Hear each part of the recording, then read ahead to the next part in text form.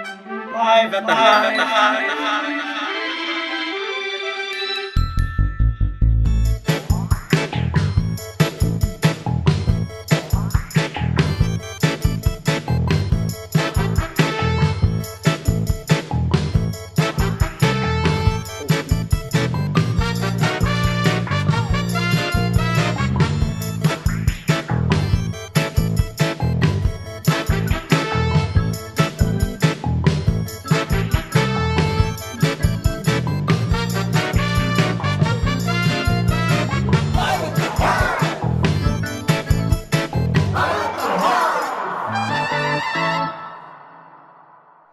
Hello and welcome to Live at the Hive.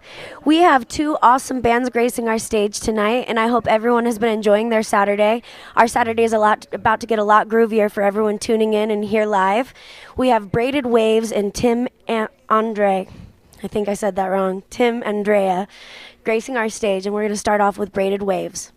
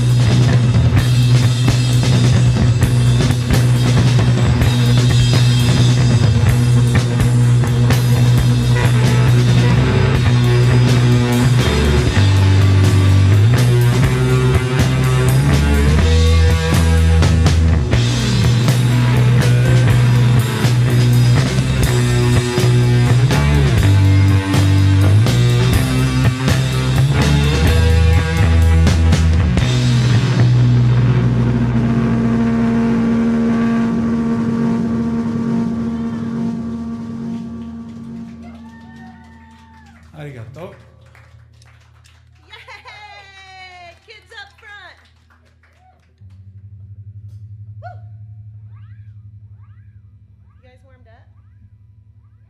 Louder than I thought it would be, sorry. Don't be afraid to dance, too. There's a dance.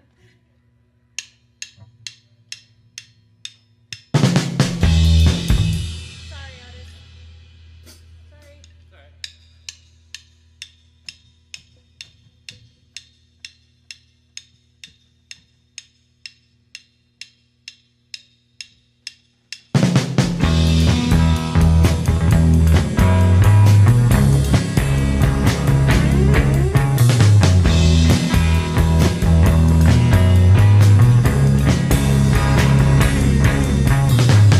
My senses see from above.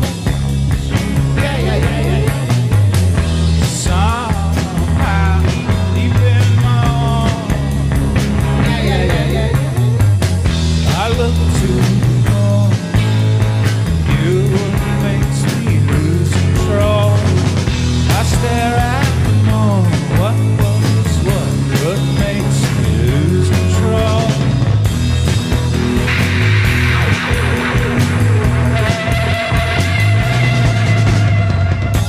Even though I knew it was wrong,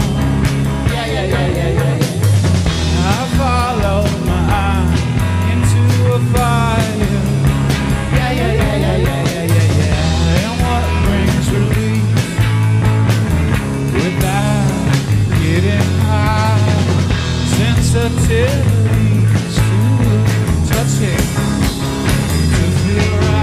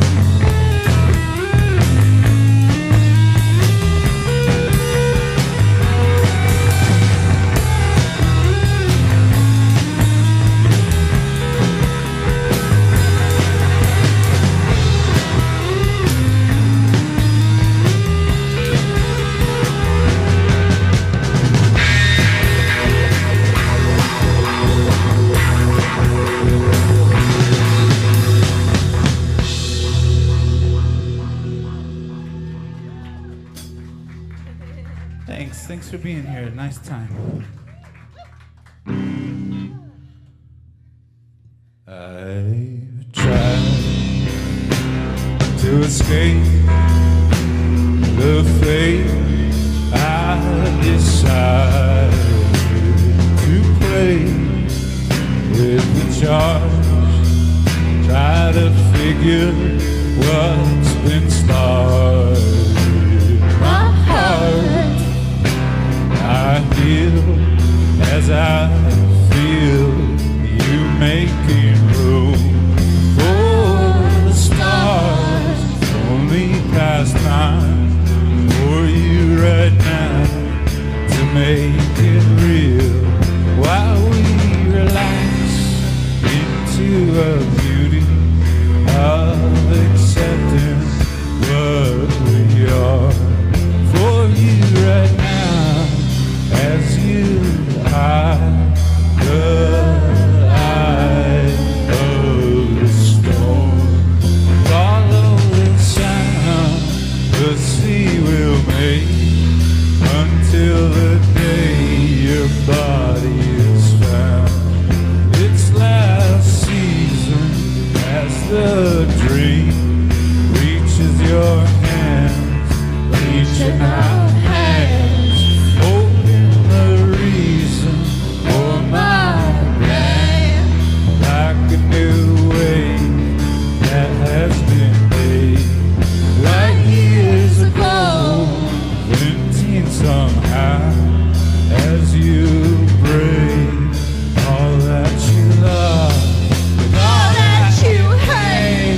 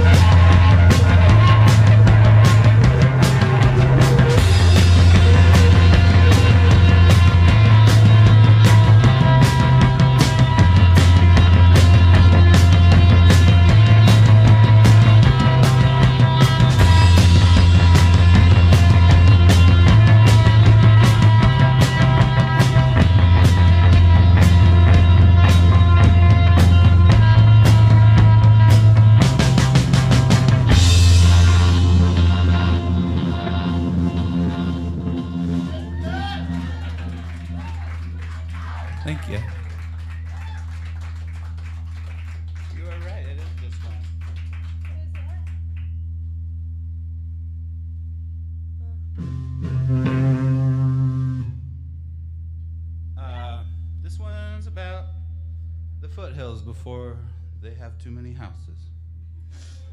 But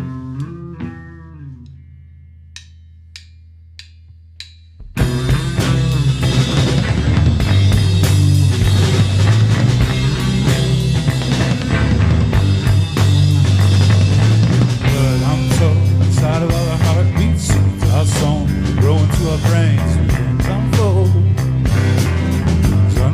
I'm listening for Kyle.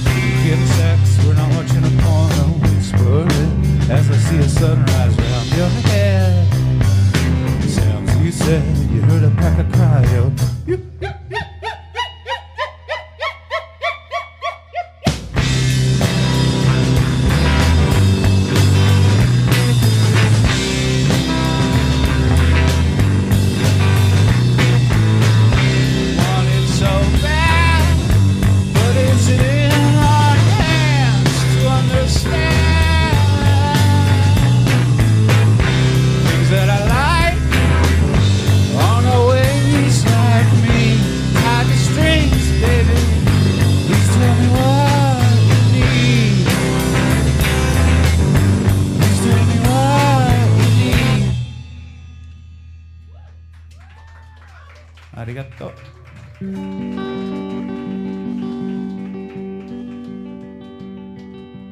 Snow falling down in 1989. I was 6 years old as we walked the dogs down an empty north end night.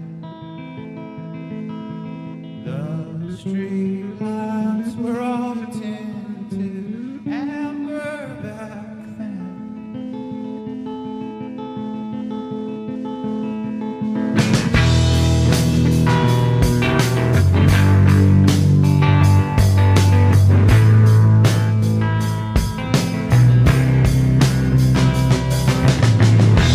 Happening right now in my mind, keeping up with my parents' stride. I didn't know things would be alright for so long, for so long, for so long.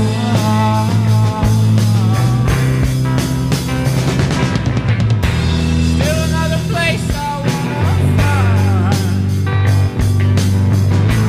Back in 1989. Show me the truth, please let it ride with me forever through my fluid mind. What can I claim isn't right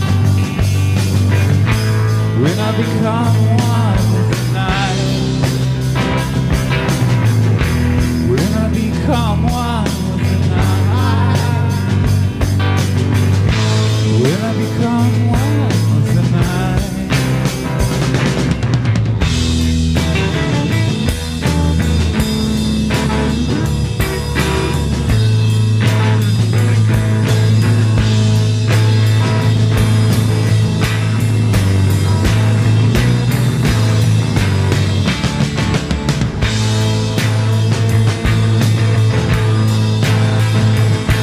If we make it in the sky, keep the beat of the earth from cooling off. If the hour stays, don't know how to stop, even though it's life or death of everything that we do.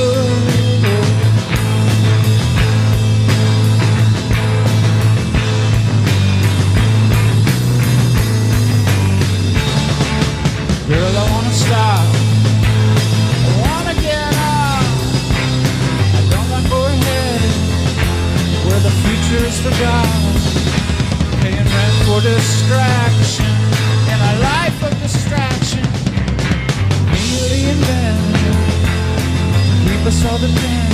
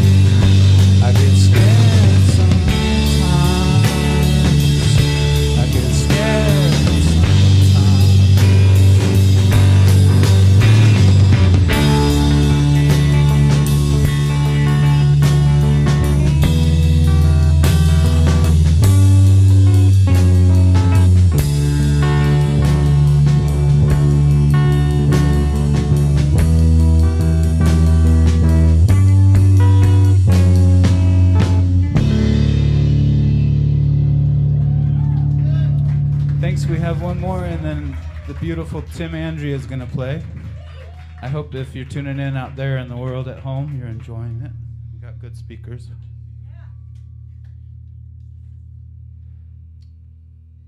don't want to play the last one, because then it'll be over. Okay, ready?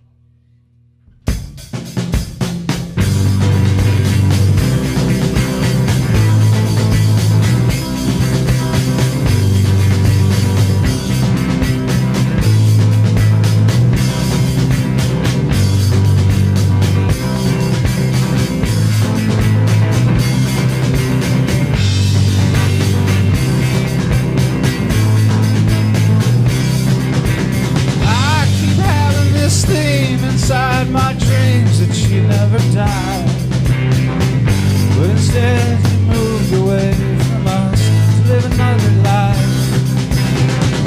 It makes me so mad. It makes me so mad. It's been 20 odd years since you've been gone. You wanted to live another life. You wanted to live another life than the one you had. You wanted to live another life than the one you had. And it makes me so sad. It makes me so sad.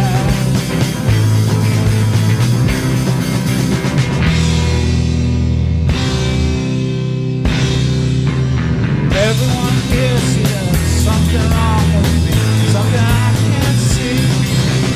Everyone here sees something wrong with me, something I can't be. Unspoiled remedy, like the river, one with the sea. Unspoiled remedy, like the river's the river, one with the sea. Unspoken remedy, cry me a river, how long till I cry to see?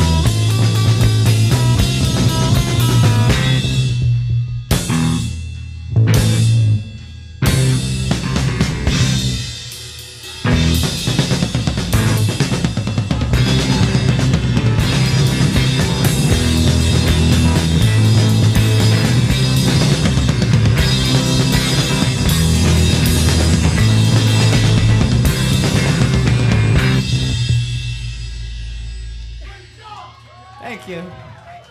Have a great, safe life.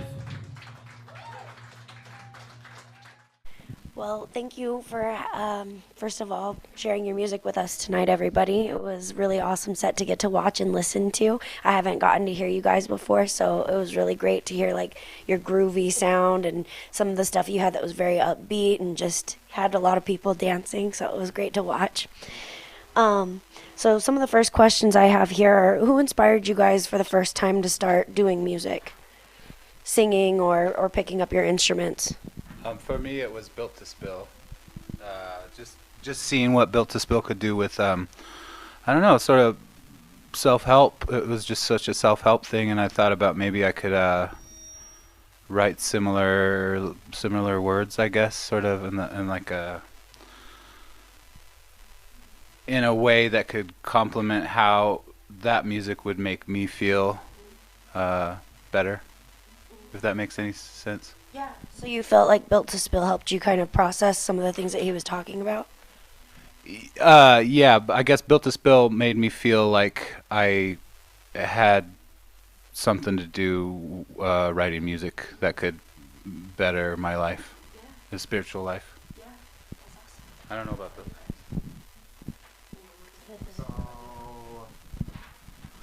I would say just who inspired me to play music be my dad, and he played guitar, and I don't know, I just wanted to. Friends played. Mm-hmm. That's my answer. For me, I guess I grew up playing like around music. Both of my parents are musicians and in bands, and it's very dark now. It's light. So there was always something around, somebody playing music around me when I was a kid. Always something to pick up and mess with and fiddle with. And in fact, I think that the first drum set I learned to play on is the one that's at the Hive now. It's right over there. My mom donated it. So yeah, I think that for me, like, just having music a part of everyone's life and their family is something that, like, you know, is sort of a necessity maybe that people don't realize. Like, you don't have to be a famous rock star to incorporate it into your being, and to help you process emotions or have fun or just use your spare time in a way that gets anxiety out, and to speak your truth. And you know, so I feel really fortunate to have grown up around that just being a normal pastime and not some big deal that you have to go learn how to do. So yeah, I just think it's always there. Thank you guys. Those are really good answers, and it ties totally hand in hand with what we're trying to do here at the Hive, which is joining mental health and music. And it sounds like for all of you, it's been a really big piece of processing some emotional and mental things and putting that right into your music. On one of your songs, you guys were kind of talking about Boise's growth, and I was just curious, what are your thoughts on Boise's growth, both in regards to our changing surroundings, but also what it means for our music scene? I like that there's more options as the music scene grows. You know, there's more places and different people that we can have community with than just a tiny little town.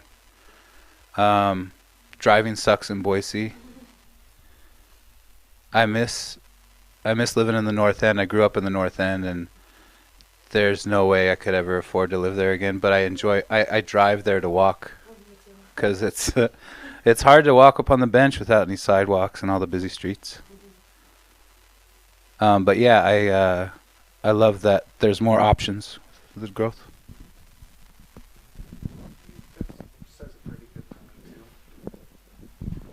Yeah, I guess there's a lot of, speaking of emotions and stuff, there's a lot of grief and processing and sadness that goes along with it. I think that, like, history and nostalgia is like a huge part of who we are. Like, it's hard for me to be like, well, I'll never see the elementary school I grew up in again. It's torn down, and my old house is now a bunch of condos. Like, things like that feel really hard to process, you know, and process that grief. A lot of spaces that used to be sort of free and accessible are now fenced off. It's really hard to find a place to live that's affordable, which is really hard on a lot of people's mental health. But, you know, I think that there's room for everyone. There's just maybe a way to do it more responsibly to make sure that people are taken care of. That being said, like, I think that as growing up here as a teenager playing music, there was a lot of house shows. There's a lot of really underground, crazy, wild things we would do that you couldn't get away with anymore at all. So there's not really anywhere to go. There's just bars, you know, and that's really hard. So I think the Hive is really important for that, because I would have been all over this, you know, when I was a teenager, instead of partying at random houses until the cops shut us down, which was fun too. But, you know, so it's bittersweet. There's always a trade-off, you know, but it's nice to see more interesting art and culture and stuff pop up maybe as part of that grieving and processing, people doing that, but also just new people showing up that are interesting. So, yeah, it's growing pains. Thank you. I completely relate with going somewhere familiar, and then if it's not there anymore, that feels very, very tough. What do you think is unique to Boise, Idaho? It sounds like you guys have all been here your whole lives. Is that right? Yeah? What do you think is unique about Boise's sound or Idaho's sound?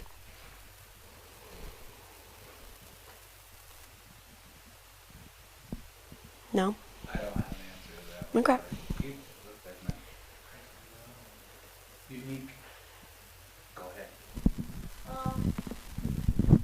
I guess there's a sort of family feel to it, like we were talking about with the house shows and like people knowing each other growing up here, and there's like and Built to Spill's connected to that. You know, like we all know each other. Like I grew up around Built to Spill, and Doug's our friend. My dad was in the band. Like that sort of indie scene that was connected to the Northwest. You know, a lot of those bands that got really famous and stuff. It was all sort of underground Northwest stuff in the beginning, and that's really cool. But I guess something unique about Boise would just be, yeah, how much it feels like a family, the music scene, you know, and that's changing a little too, but just kind of feels really like people getting their stuff out together. I don't know. So, with you guys being from the area, have you guys known each other for many, many years? How did you guys meet and form your band? I used to live across the street from Ben, and he was playing some finger picking stuff on his guitar. And I also just always admired his style as a person. I kind of admired both of these people before I knew them, like I knew of them. And now we are friends, and all my illusions are shattered. We're not so cool anymore. They're cooler in many ways, but you know how projections can be.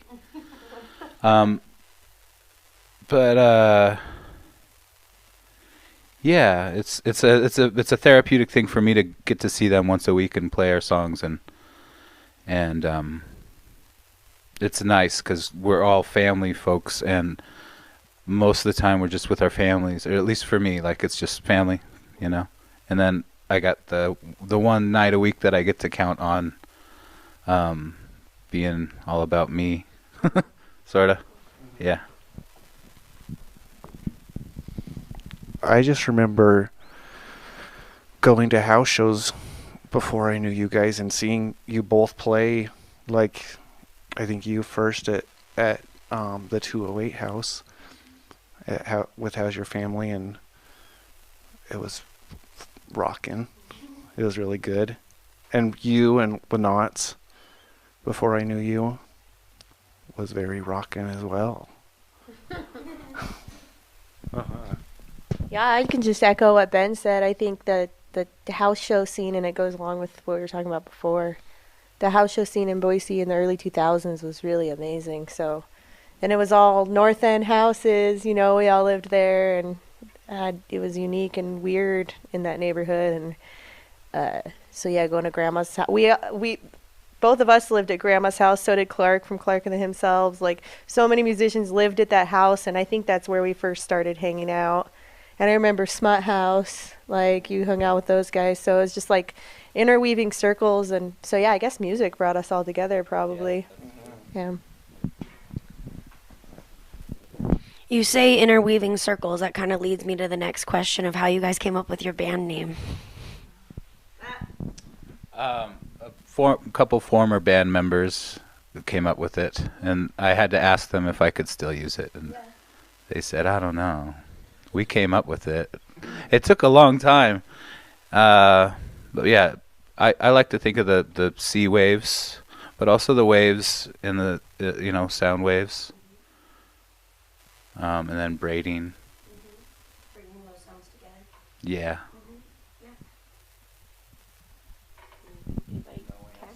No comment. Do you guys feel that your sound is unique, or is there any bands that you feel like you try to emulate or use as an example or guiding light for where you want to be sounding? That's a great question, because I know that there is. Like, I'm a big fan of a band called Tropical Fuckstorm. I don't know if I can say that on the YouTube, but I did. And just I don't think that I could end up sounding like him or like they do. But they put a lot of, like, just the most revealing things. I guess, every band that moves me, I kind of want to correspond with through what I play, I guess. If there was one, I would be leaving too many out. You guys have any? I forget what we sound like. I don't know. I think we sound kind of. I think we sound fairly. There. I don't know of other groups that sound like us.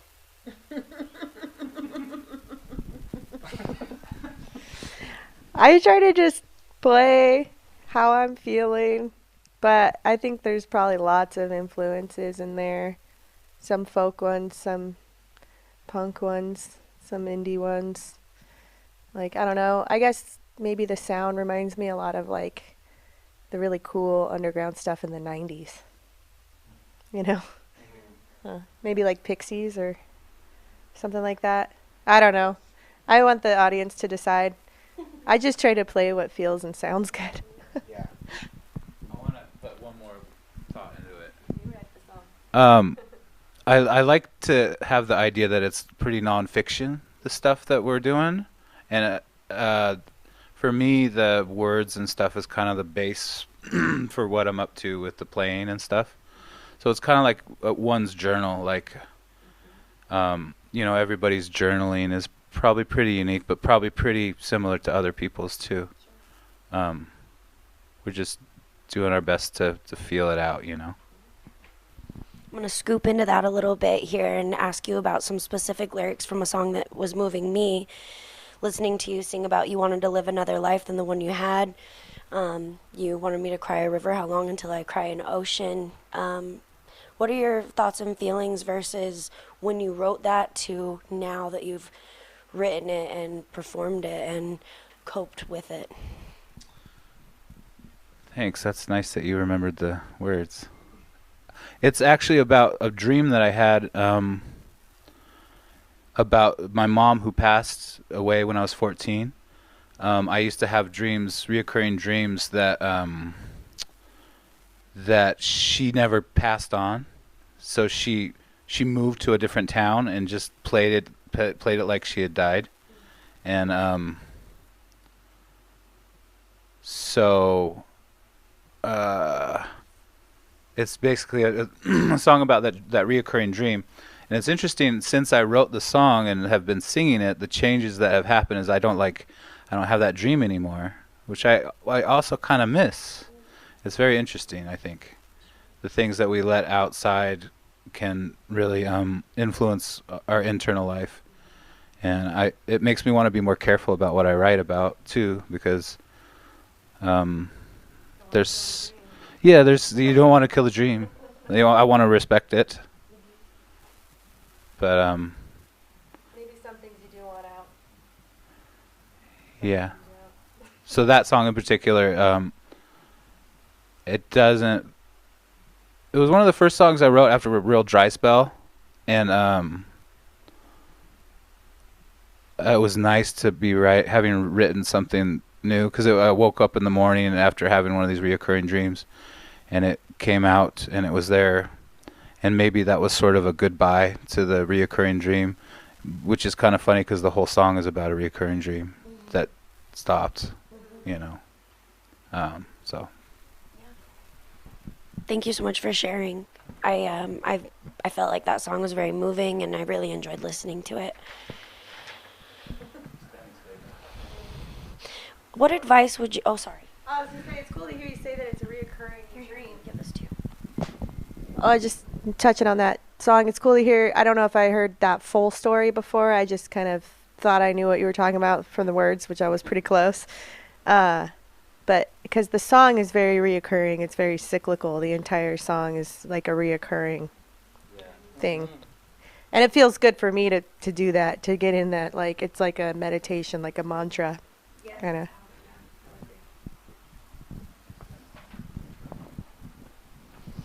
What advice would you guys have for young bands that are looking to maybe do some of the similar things that you guys are doing with processing the things that they're going through, putting that into music? Maybe they have some experience playing music, but they don't know how to get a music family the way that you guys feel like you've always kind of seen and had in the area.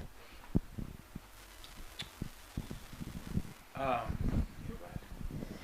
I'd say just keep putting yourself out there. Like just don't be afraid to sound like crap, because that's what's going to make you sound better.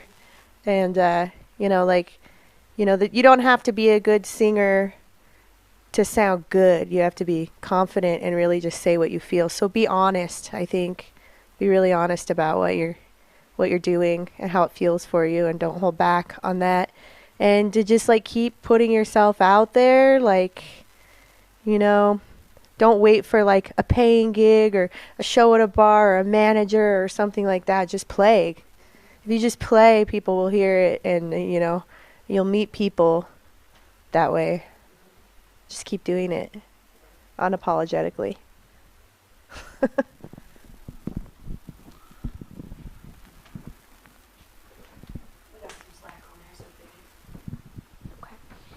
So speaking on that, with performing tonight, for example, how did it feel performing tonight with the group here, and knowing that you're performing live online as well?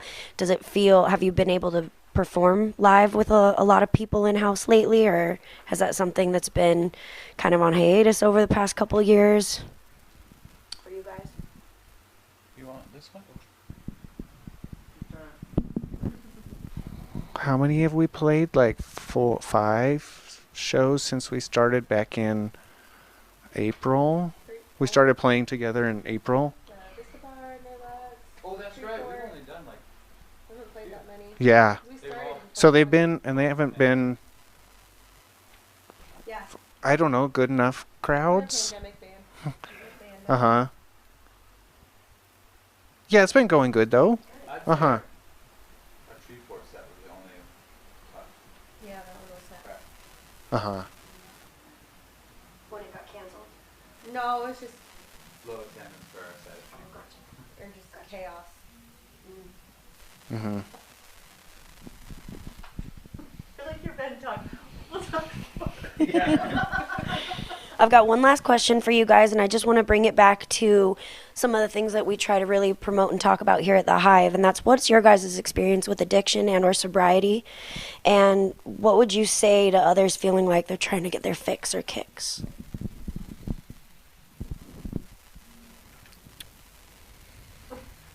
The higher power, if you can let yourself, for me personally with addiction, when I have been able to make some space for a higher power of sorts to step into my behavior, if you can open yourself up to that, that's what I would say to do.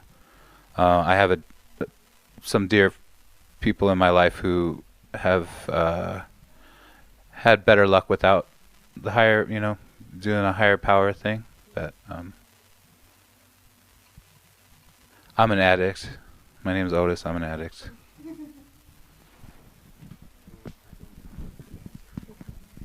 Well, I think experience with addiction has been part of my entire life, probably. Parents, friends, everything like that.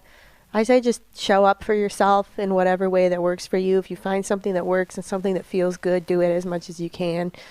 It's kind of like when I was pregnant and I was starving and I didn't want to eat like crap. Someone said to me, well, find something healthy that you like right now and just eat as much of it as possible. I think finding a hobby like that, just keep yourself busy and know your self-worth, and just like reach out to people and just try to do stuff that makes you feel capable, and maybe don't think about yourself so much. Do stuff for other people.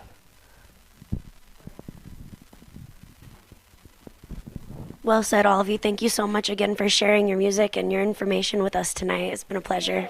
Thanks to Hive. Hello, and thank you again. Welcome if you're just tuning in to Live at the Hive. We have our last set up here, and that's Tim Andreae. Is that correct? Thank you. I'm sorry. I did ask initially, and I messed it up. But what's that? Andreae. Yes. And thank you for playing for us. All right. Thanks, everybody. I'm going to take you on I'm going to start with a mix. Bunch of some old songs, maybe a couple new ones. I'm going to get folky here. This first one I wrote a long time ago, but it started with something I saw, which was, I guess it's something that happens every once in a while when a group of horses are like all running together, like up against a fence, and this particular horse tried to jump through a Y in the tree, and his hips caught, and I saw the horse there stuck in the tree, like 15 years later. You know, it was like the skin's all stretched, his mouth is open wide. It's quite a sight. So, the song. But it's kind of a long rambling one. And kind of a heavy one to start on. But these are heavy times, right? So let's start with the heavy. But all I can think of is that dead horse caught in the Y of a tree. Open mouth, skin gray and ragged, I could see through to some ribs as I rode by on another horse who didn't seem to notice, though maybe he saw what was there, a broken body left behind by an impulse. Jumped through the Y of a tree, but with hips too wide it opened his mouth. I want to go back to the river was what I kept telling myself, where just as long as the water runs, the rivers work on the bank, and the banks work on the river will never be done. So they keep holding and shaping each other, and the river makes a slow course for itself over time. But the fact that there happened in time a single moment of caught growing into this body where I've been caught, stuttered through teeth. Who was she that so captured my wind? Don't you think I know you from the start as what has kept me hanging all this time? And now that you've come and gone on an abalone horse, as I'm about to be released from the hold of these two poles, I am left a moment to philosophize. No things outside, like the war at hand. If only we could watch them in the ring, give them gloves. Those big boys want to duke it out all the time, in the world in their hands. So they make fists of their hands, thinking they'll live forever in a match. Now that my love is gone, I am counting down from 2 poles to 1 trunk, wondering about the evaporation of bodies expiring all the time. How could anything hang between the pores? Which brings me back to that horse.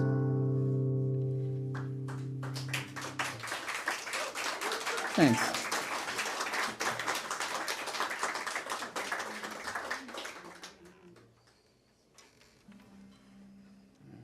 Let's see here.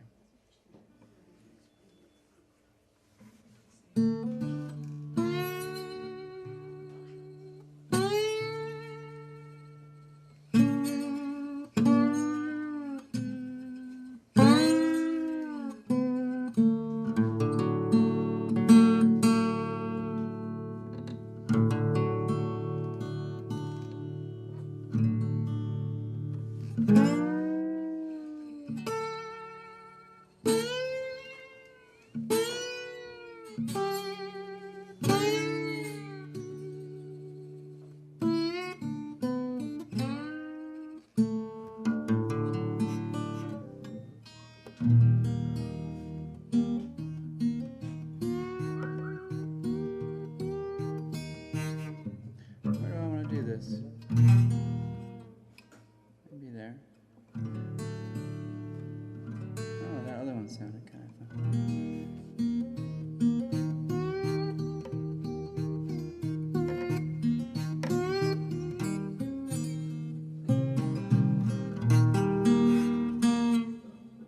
Well, this is a kind of a courting kind of song. Uh-oh. Come on. Sorry about the... I'll just go with that. I call it Working Maid.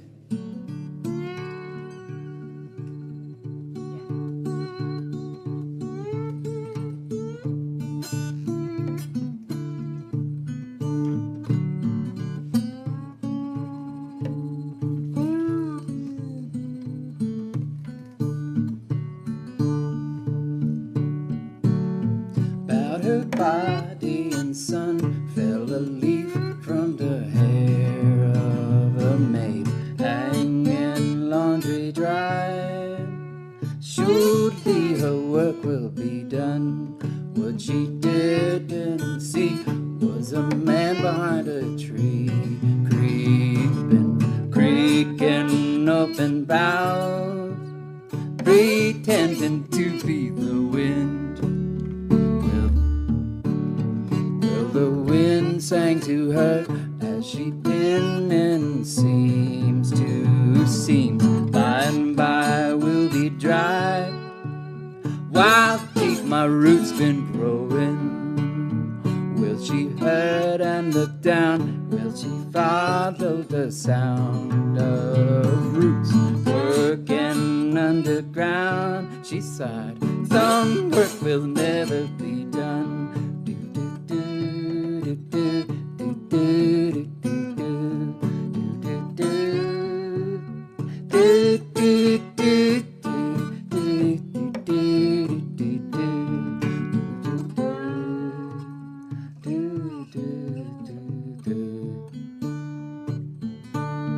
Then that man shook his leaves, said, let's not go so deep, let's ride up on on shifty plate. I bet forget tectonic and the maid side again. How some trees they will sing with wind, stacking empty plates, never to fill with bacon. Well, if it's bacon you want, then together we must lose our heads. Bow, bow, and be dead. Often we wake as one then, and the angels sing, and they must stay hinge of door, creaking against the floor. I slow to land as honey, so won't you come here to me, and together we shall be that hinge.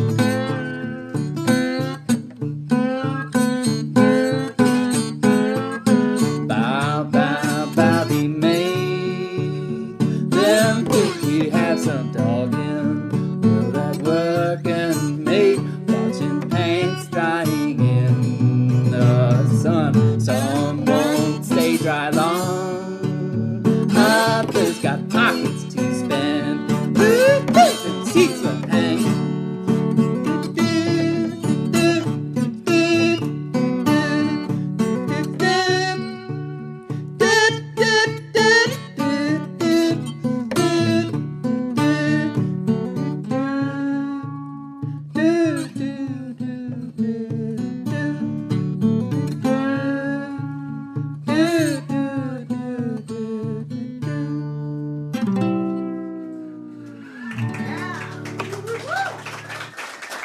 Thanks.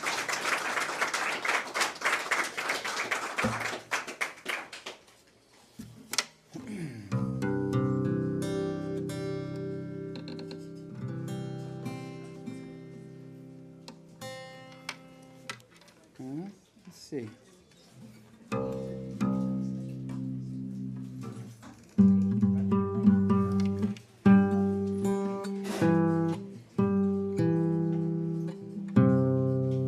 BJ here? Hey. Oh, I was gonna ask, like this is streaming out there into the world, going out into, and I was just thinking if there's anyone out there watching on streaming that you want to put your name in the chat, then we can I can say hi. Then make our room a little bit smaller, Bring it back in a little bit. Well, they were going to project the chat. Maybe it's not happening, but somebody will get it. Somebody will get your name, and then they'll bring it to me, maybe. And then I'll say, hey. And then you'll be in our room, too. And this one's called Fleur de Sel. Flower of the sea, flower of salt. One time, BJ here told me a dream that made me think about the name, making the name, made me title this song that. You were given, the end of the bowl of popcorn one? Well, when you get down to the bottom of the bowl of popcorn and it's sort of like it's real salty and there's just like like you want to keep going, so you just keep crunching those things, but BJ held out the bowl and he just said, it's the bottom. I hope you don't mind if I tell that. This has a little piece in the song. There's a reference to a movie called The Black Hole in the 80s. I don't know if you guys remember that one, but cult classic, Maximilian. At the very end of it, they're on this space station, and they kind of killed all the bad guys, but they're headed into the black hole. There's no stopping it now, so they're just kind of looking at each other like, okay, well, that's how it ends. They're like, here we go. I haven't seen it, now you just kind of ruined it.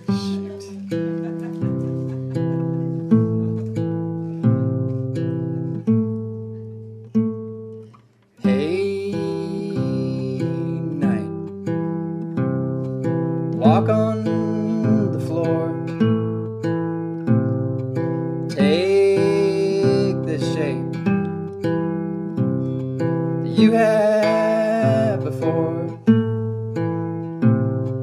a ladder of light, twisting ears, the blinds and the spider plant pressed into time,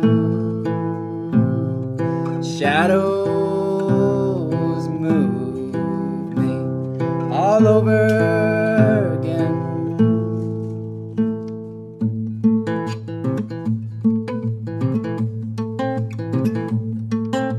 I lean hard against the starter-key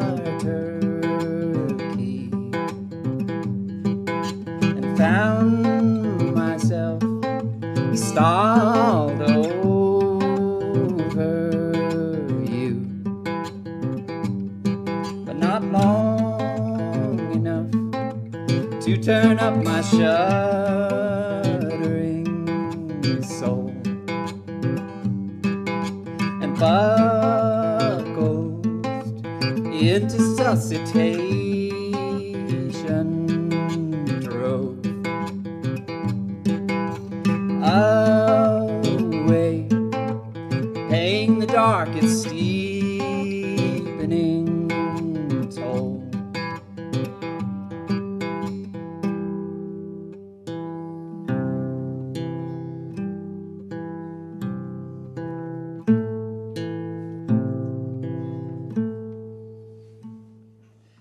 Hey, dark, come to me. I'm ready now, but no need to run. Walk me here as you come. Off all my pieces as they fall with yours. We'll hallelujah inside of our ears.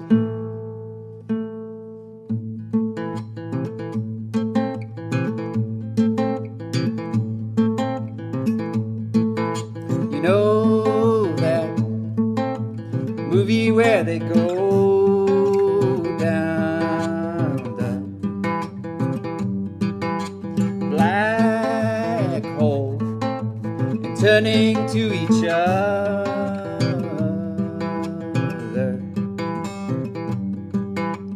bashful before the event horizon,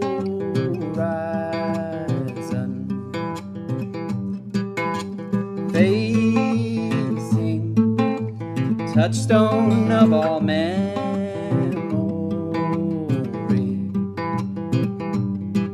Aren't we all drawn to engage such density?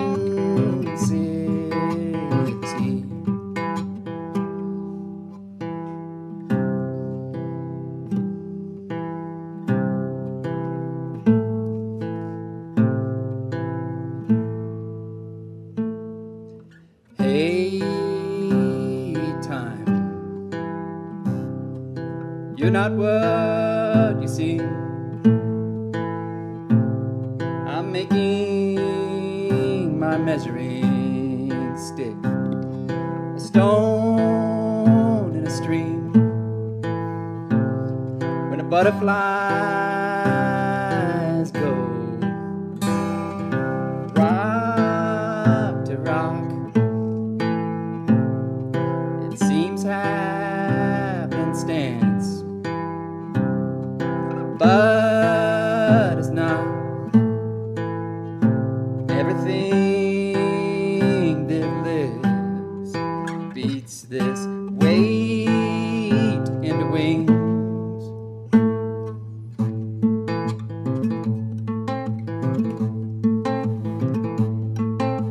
A rock bound to you, my heart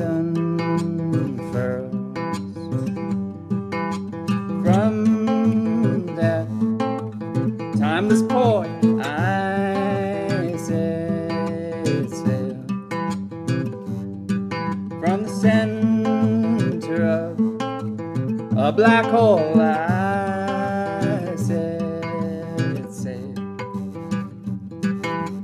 we are what's on the other side. We are what's on the other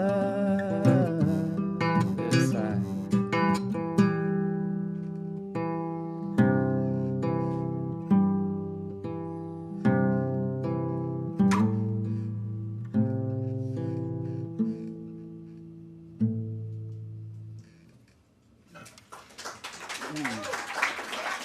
Thanks.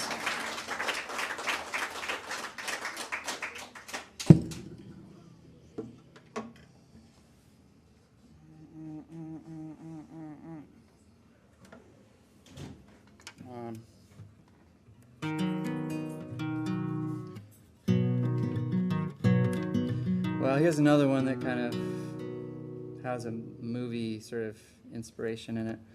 This one is from that movie Cave of Forgotten Dreams. You know that one where they, Werner Herzog, where they go down in the cave. It's all the prehistoric drawings on the walls. It's like 35,000 years old, and there's a big entry, sort of big cavernous part of it with a giant rock that's probably like 20 feet high, giant boulder in the middle of it. It had all these red palm prints, the same palm print, like all over, covering the whole rock. And I don't know, that image kind of stuck with me. It's called The Palm at Chauvet.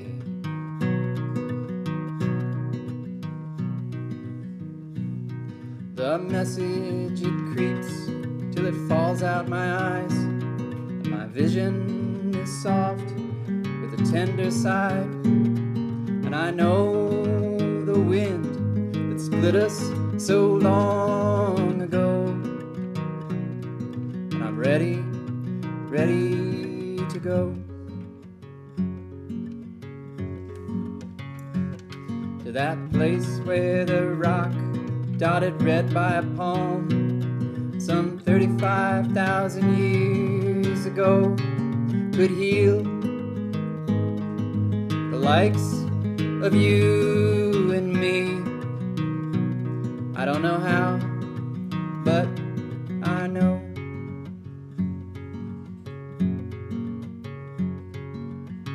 It's a strange optimism that wells up from below, because it must make itself known, has at its source that one who's not long for this world. That one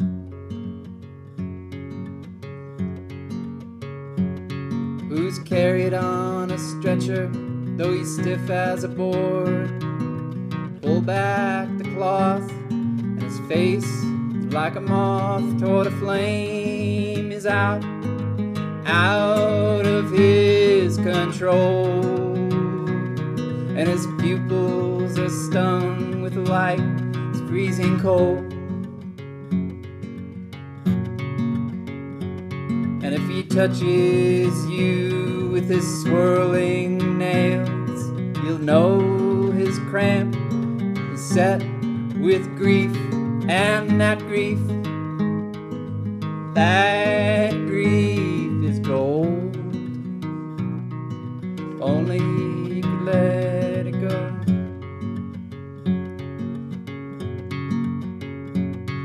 It's a breath he's breathing that never wanted to be breathed, a wind driven against itself that will never resolve, but that could slow as we slow. Come close, will you come close? Even fumbling the drink, still not move, pointing to the spill, hold us steady hold a steady in.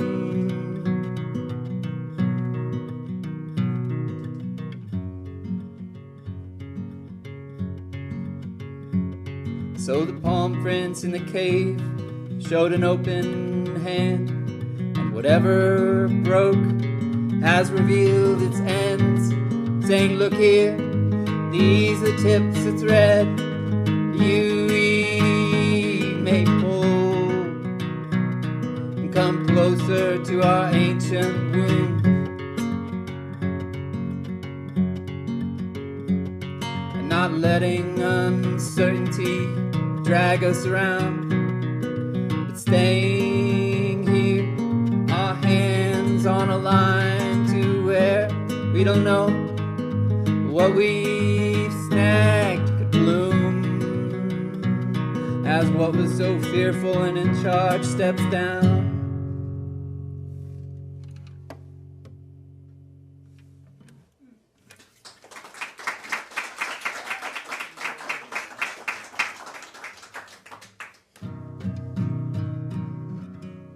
On a kind of movie trip here. So this one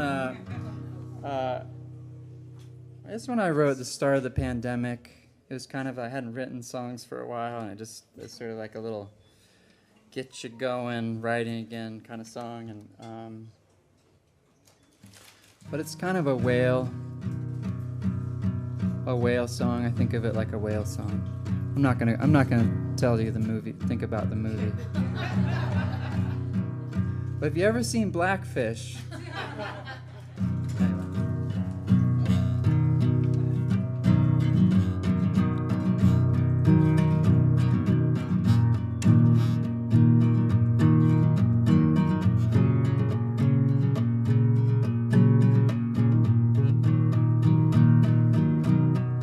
I took some new sleep against a twilight fence on the same worrisome hill I've been bending my late night body to fit.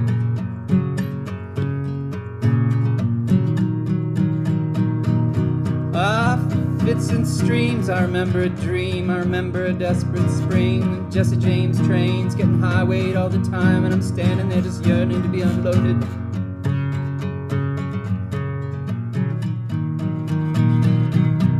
It was the second pencil I grabbed, the one that had lead. I am being my painstaking self with the charge to stay with what's just beyond my grasp.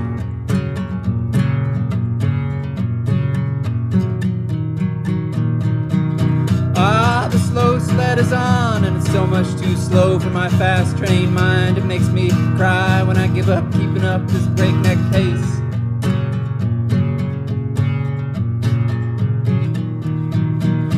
Imagine how they must have cried from car to car, riding the ticker tape of that fast-moving floor, the woolly breeze breezing in, six-shooters raised and singing.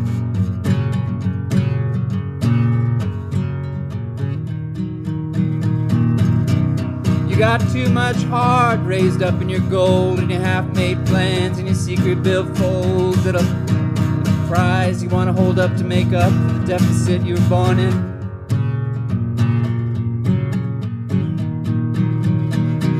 My name's Jesse James, put your hearts down now. Your weapons I recognize as the fast side of the slow valley from which I come.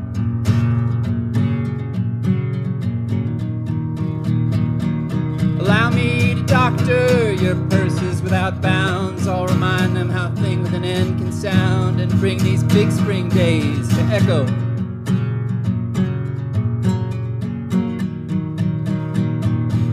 What else to do among the popping blue hands, the skittery clicking of exoskeletons? Take a dime, buy the news, join Jesse James and his crew are getting taken.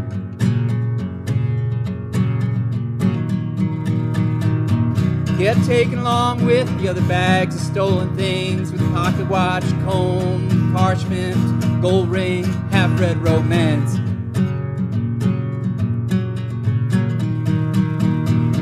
I am of the people who sleep to our own stories. Against these unsettled shores we blindly cast, holding at bay what comes with waking.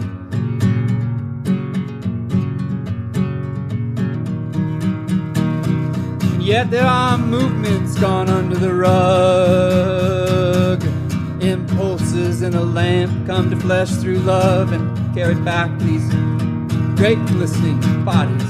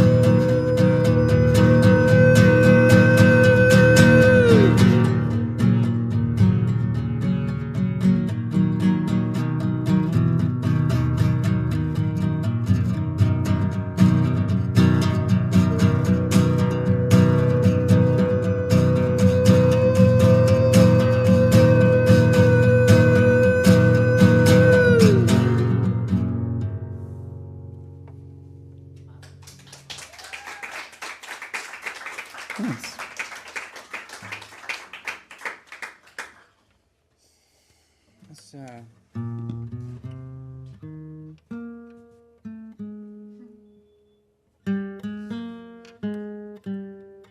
Well, you're soft and so sloped down, and so my breath from reason to unreasonable will swing the tune.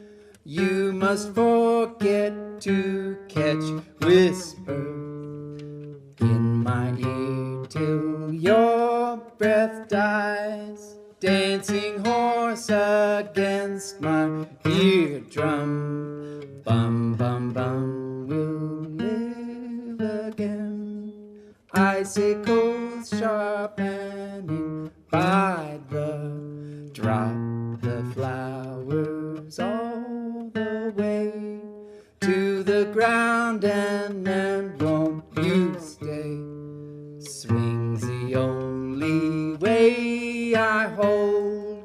You caught me leaning toward darkness. Sweet, let's leap our honey slow as the branches bend to ground with. I know how the wilds must sound. I know how a wild, wild.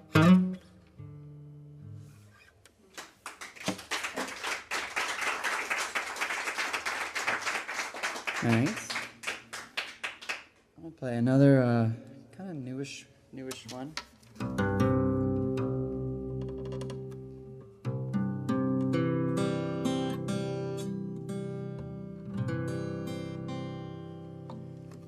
This one I call Getting Back to Middle. Trains, planes, and automobiles. And it's not about the movie. It has nothing to do with the movie. Nothing.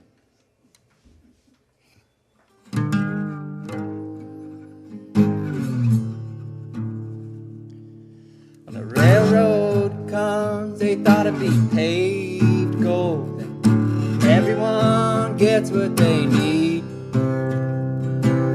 How about these armaments that cut through this world? Make a picture show of the in-between. From one righteous platform to the next. Can't just believe this urgency.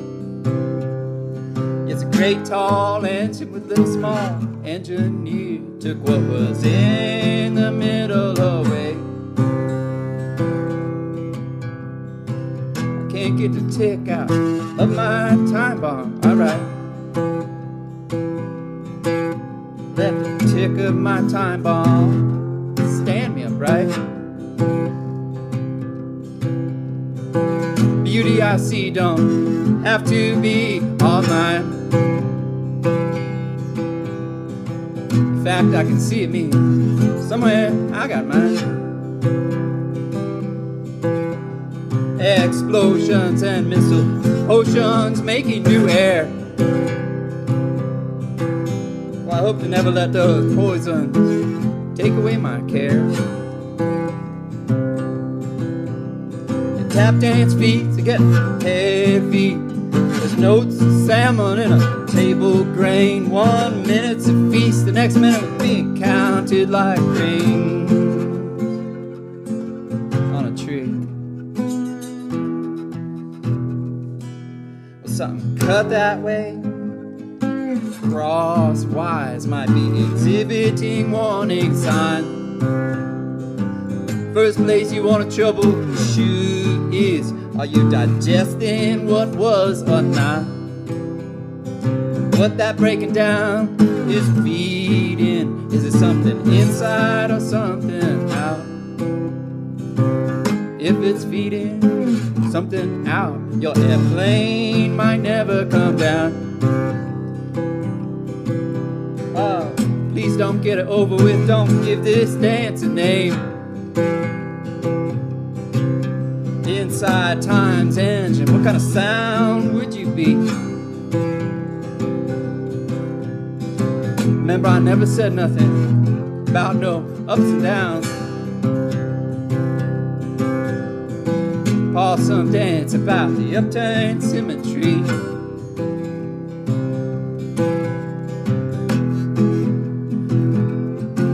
Sing along with me. Feet and hands in the air, eating fruit right out of the ground.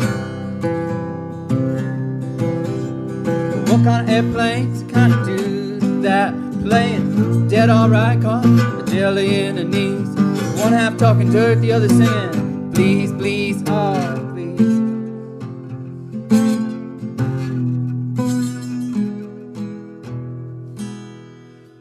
On black asphalt in some plush tin can, the nights these days got no chivalry. I finally got my vehicle happy by quitting the running, not looking game. And my self-moving moves with mirrors to relation from self-relating. By the same measured seeing I offer myself, I want you solid as you can be. Sovereignty is in the rocks and it's in the trees. Kinda like a pawn, but it turns into a queen. Well, everybody dance into their secrets. Some knows about some of it. I know I'll never be fixed, but I'm willing to maintain. Cleaning the dust out of the corners, or at least making it dance again. Well, I can't step into my own shoes without coming a part of the seams.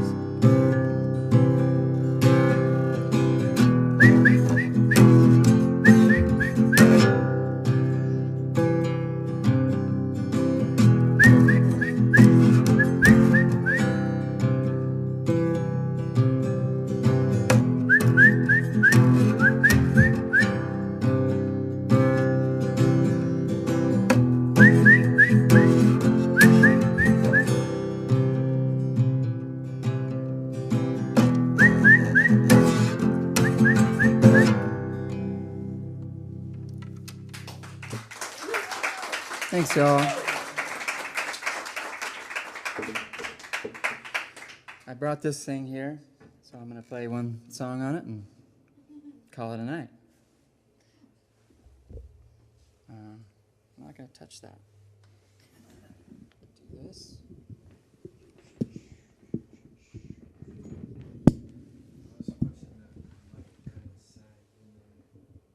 This one?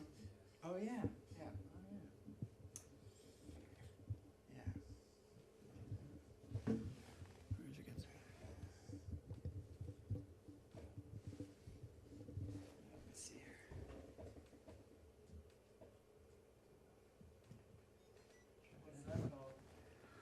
What's this instrument? That's called a harmonium. Yeah.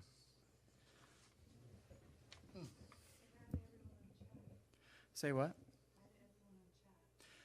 Hi to everyone on chat. I tried to get some names to call out. I thought maybe, but you might not have chatted. And that's okay.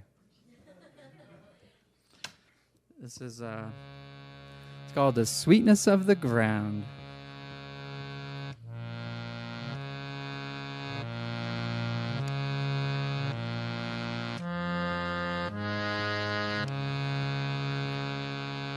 Talking to a fire, talking to the rain, guide me in this falling into memory.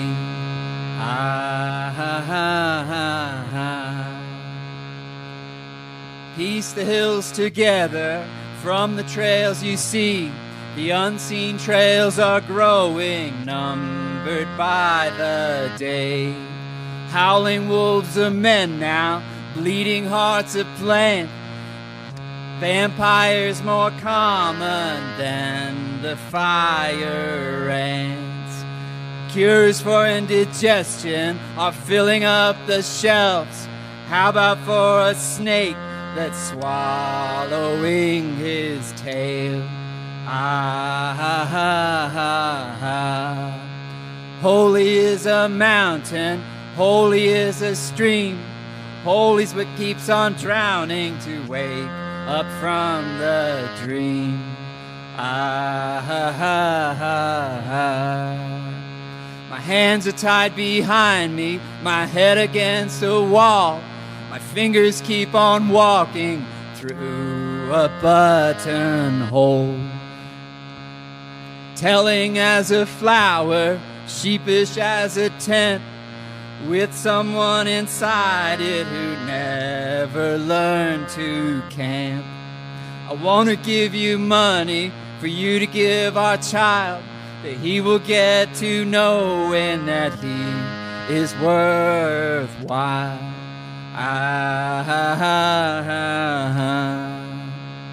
And let him know his parents wished for perfect love, but they never found it, so they just passed it down.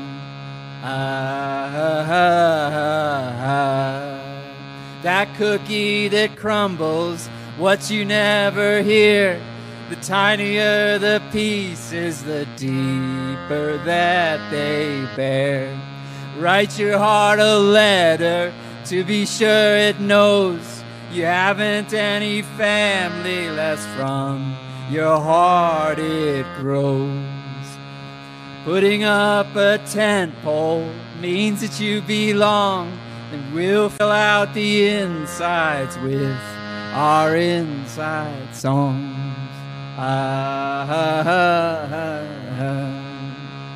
And once we know we're worthwhile, we can all slow down. Then we'll start to taste the sweetness of the ground.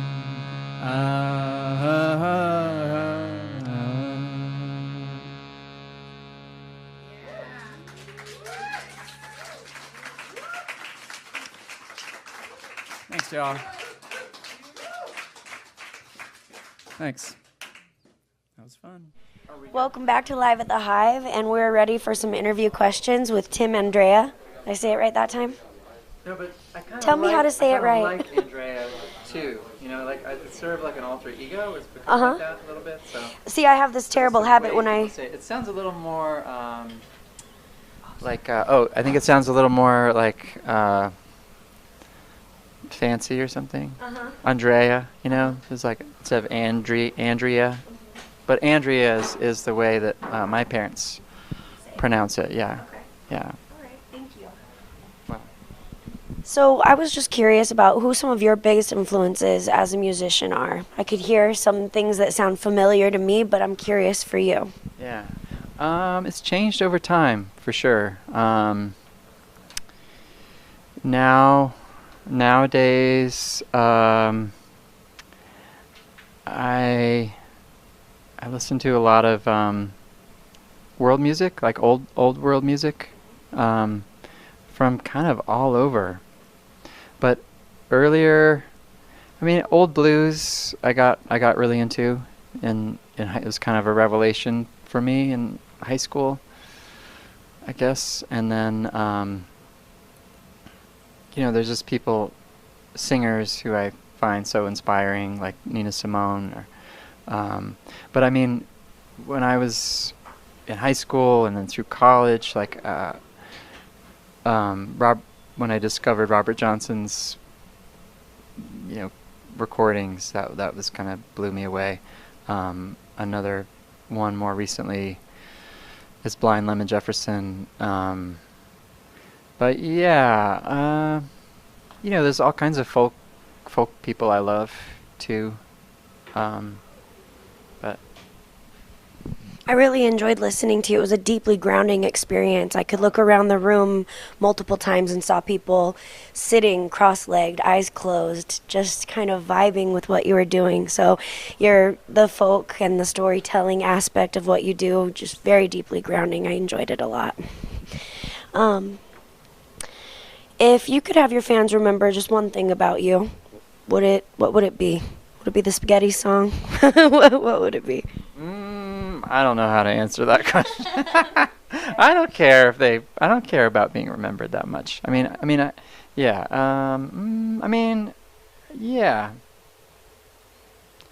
I just want to try to live well, and live. I was thinking, I had the thought today about, I do have ambivalence about recording, and it's fun. Like, I like recording, but I think I was thinking today about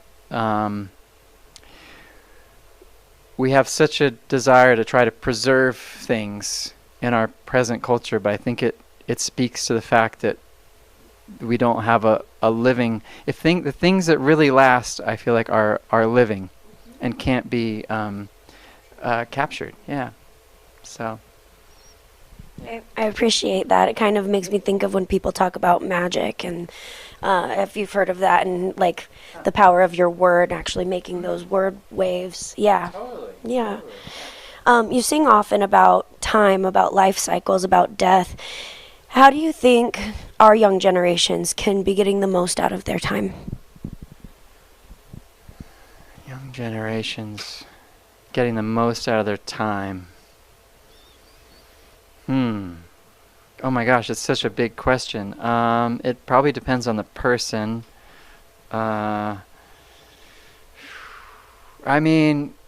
Getting back in touch with real, with the ground. Yeah, with like food, how it's grown. I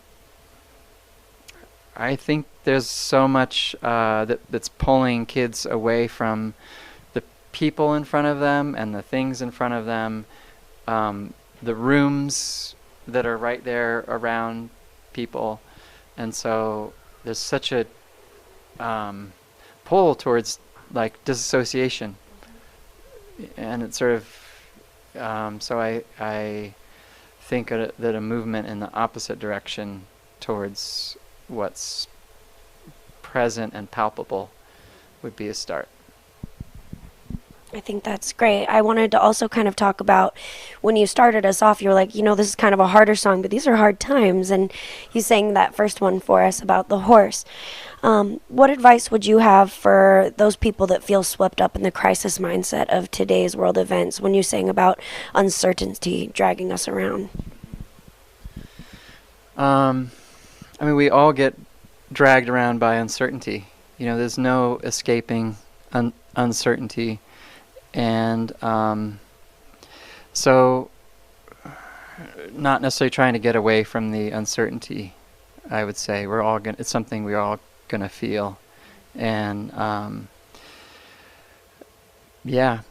being like trying to grow tolerance, for the uncertainty that's there. Advice for, the tough times, war,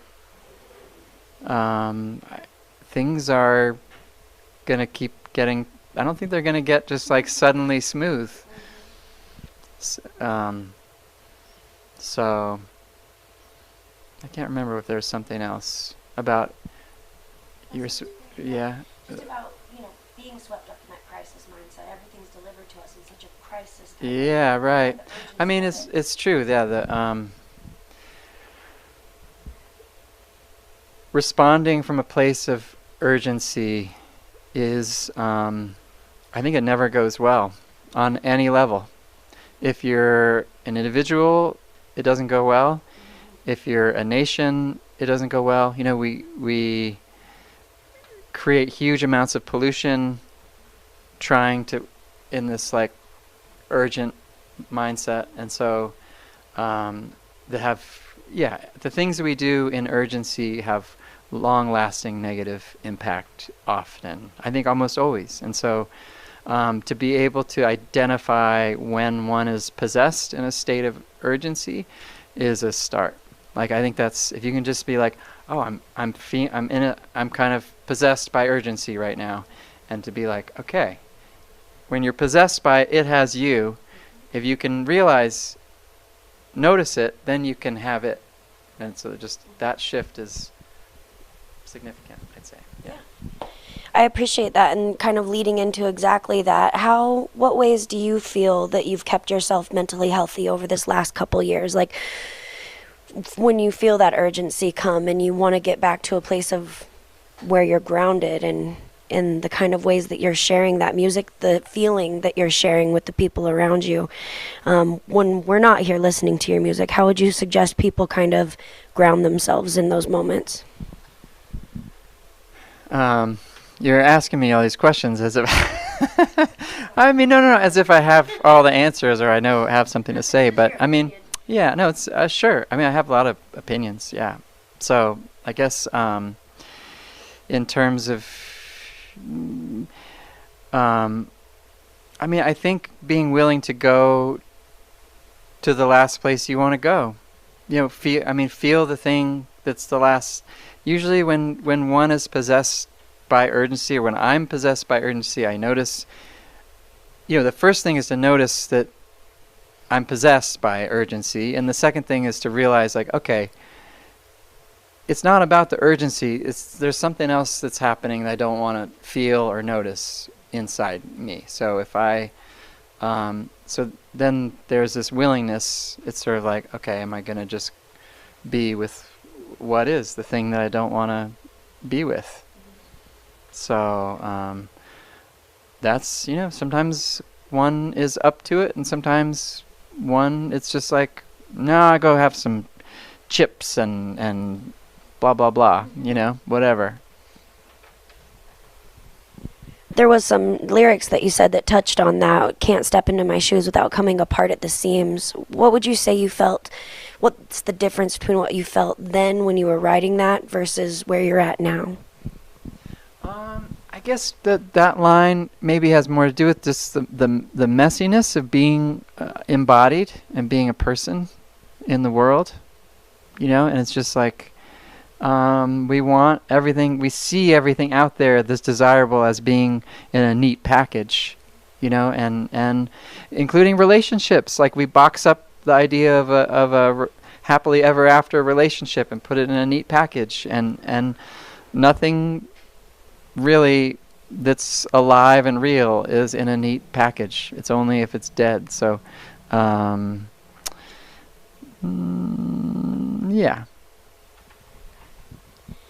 What experience have you had in regards to mental health and suicide, that being a big part of our mission here at the Hive?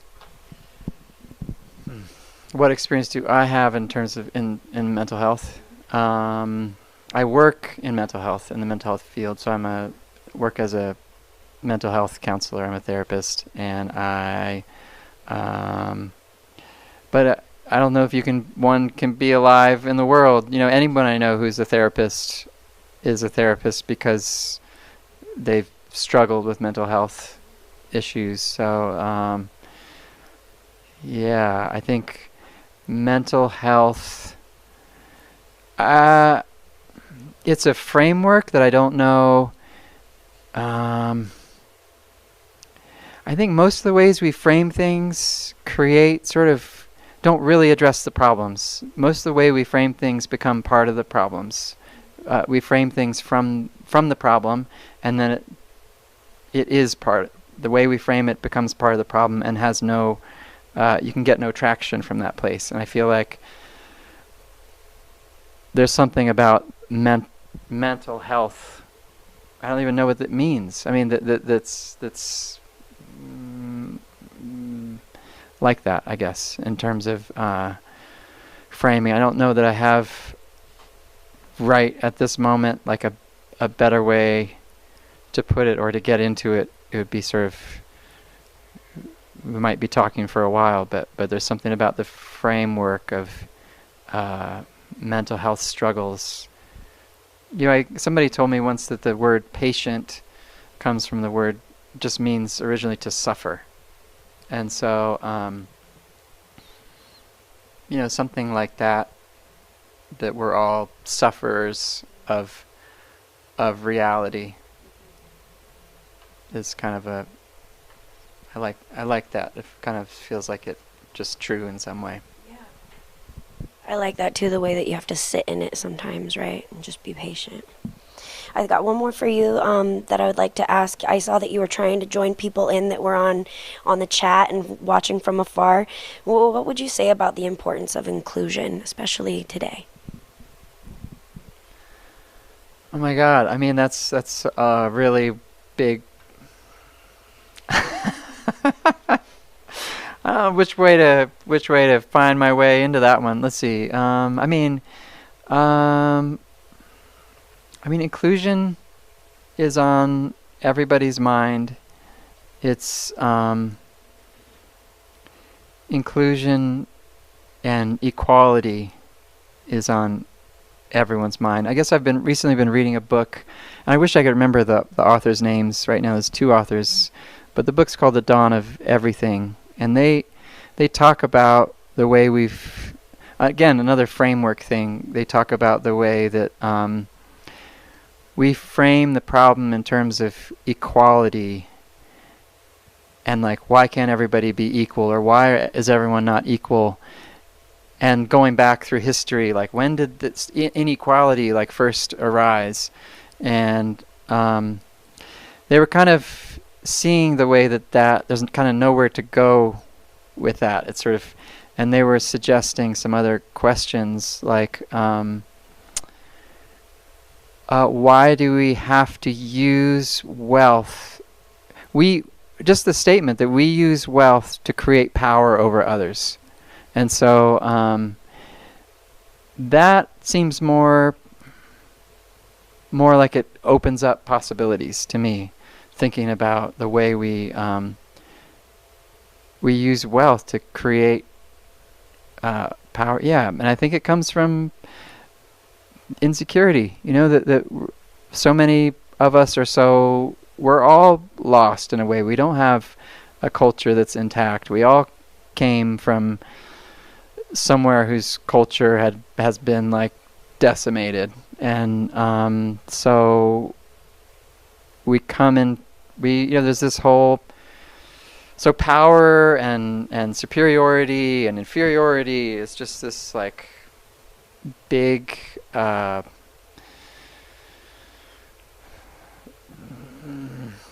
it's something that's kind of big in us, and something that I think to get somewhere we have to start metabolizing that. Well, I noticed you had a really big pull with it, with the way that you were incorporating others, but also just the way that people were gathered around you here. And so thank you again for sharing your music and your opinions with us tonight. Yeah, thanks. Thank you. It was fun.